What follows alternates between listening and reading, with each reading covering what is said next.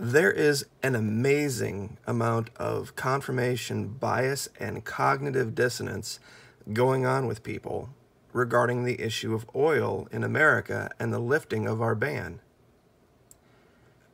I have put up this story 2 or 3 times, and I continue to get people coming saying, oh, we've drilled plenty of oil. There's all sorts of oil here in America. That's right. Owned by oil companies that will sell it to China or to Africa or the EU. See, this is the problem when people don't have the ability to grasp what's really happened. See, every time in the past that we've found a new oil reserve or fracking, there's this automatic assumption that because of the ban on oil exports that was in place until 2015, that just meant more oil for the United States. Now that's not the case. Now they can sell that oil to whomever they want to. And there was a big debate about this. See, this is what the big oil companies wanted you to believe was the truth here. That we would glut the market and supplies would go up and prices would go down and then gas prices would go down. Not realizing, of course, that they forgot that they had been running this thing out on the people forever about the reason gas prices were high was because there weren't enough refineries. It didn't matter how much oil was out there. But they're, of course, counting on your inability to pay attention for very long. And when I say you, I mean our ability to not pay attention for very long.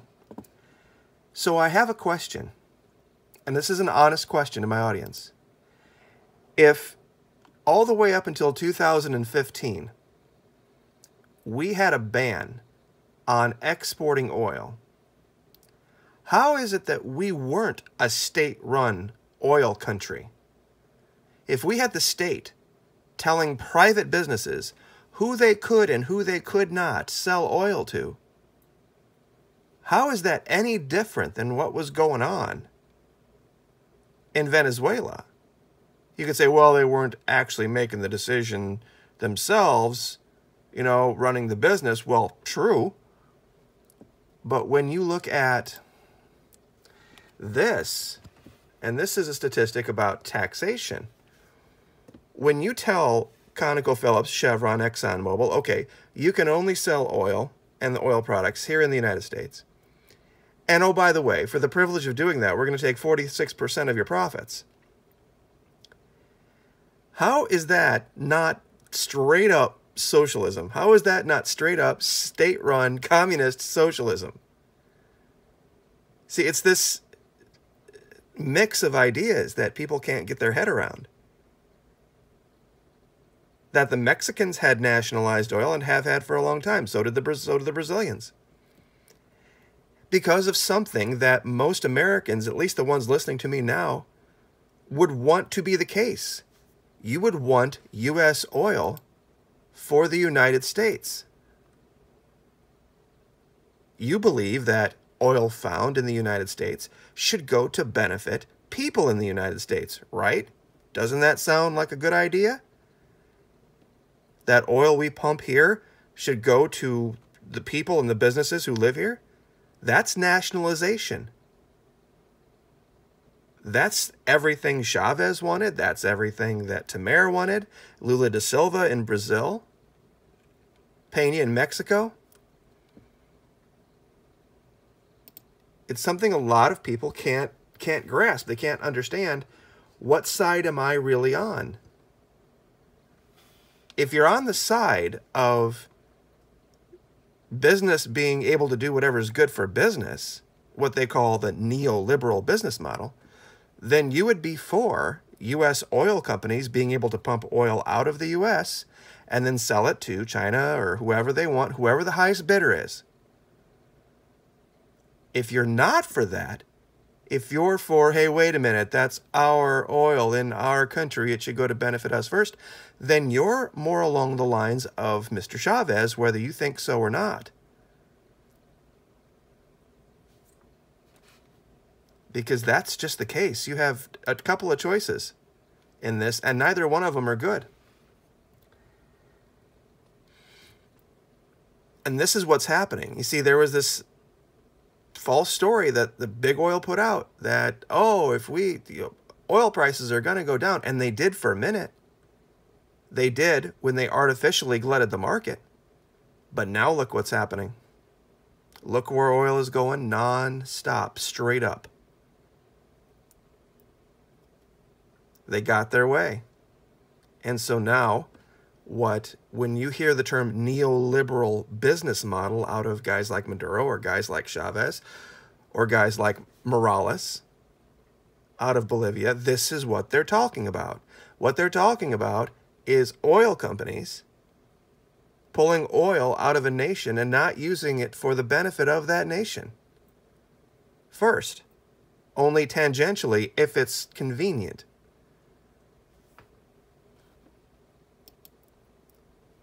So I definitely want to hear from you guys on this one. I don't normally push you guys to comment unless you wanted to, but I think it's very, very important to understand where you are on this. Because you can talk about fracking, and you can talk about the Permian Basin, and you can talk about all the oil resources in this country all you want. But you can no longer make the assertion that those resources are dedicated to America first. That died in 2015. And if you're against that, if you're against that idea of the U.S. oil reserves being for us first, then you are standing with guys like Chavez and guys like Maduro. And I think that's probably going to send a lot of people into a rage, cognitive dissonance rage they can't deal with. This is the Christian Science Monitor here talking about this. Especially when you add in the fact of these taxes at this rate, almost 50%. It's not something that's easy to understand because we're going to have to start thinking about it differently. And if there were ever a time when the U.S. decided, you know what, we're going to nationalize the oil industry in our own country here to make sure this oil stays here and keeps our gas prices low, then there's going to be a giant "I told you so" out of every socialist nation in the world. Because that's exactly what they're going to say. That's exactly what they were trying to do in South America. When you were trying to crater Venezuela, when you were trying to destroy Venezuela, all they were trying to do is maintain their resources for their people. And you were against it then, but now when it affects you, United States, now all of a sudden you're a hypocrite and you're for it. And this is what a lot of Americans don't get. Who owns big oil? 31.2% pension funds, 21% individual investors, 20% mutual funds. Oh, so Wall Street. Oh, that makes sense. IRA, 17.7%. Other institutional investors, 6. Oil company executives, 2.8. So this will be another consideration you're going to have to probably think upon. And when I say you, remember, I'm saying we. As a group, as a country, where do we want to go? What is going to be our priorities? Are we going to keep our oil for ourselves and have some egg on our face saying, okay, yeah, maybe we should be a little bit more socialist? Or are we going to watch the reserves of this country be tapped and sent to the highest bidder in China? Or for the burgeoning middle class in Africa? You have to remember something about China. They have a middle class over there that is bigger than our entire population. Think about that. The amount of demand coming out of those places right now, and believe it or not, yes, in Africa, is epic. And they're going to have customers, and that's the other thing too. These oil companies are looking for new markets to sell the oil to.